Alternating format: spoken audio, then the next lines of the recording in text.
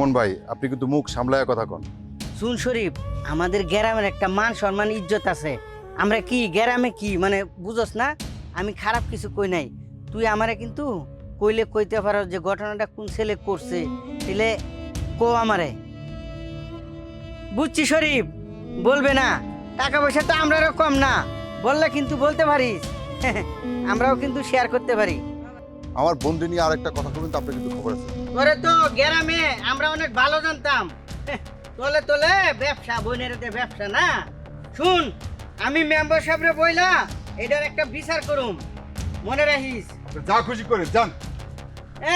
যা কিছু তা করেন, মনে হয় গ্রামে একটা হাজি সাহেব খাচ্ছ, তোলে তোলে করো ব্যবসা, আর কইলে একবারে দেখে দিব আমি। কইছি তো মালটা তাড়াতাড়ি ব্যবস্থা কর। আজকে রাতেই লাগবো।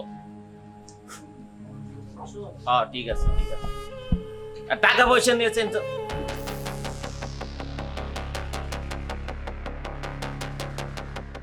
তমাল, তোর লগে আমার কিছু কথা আছে।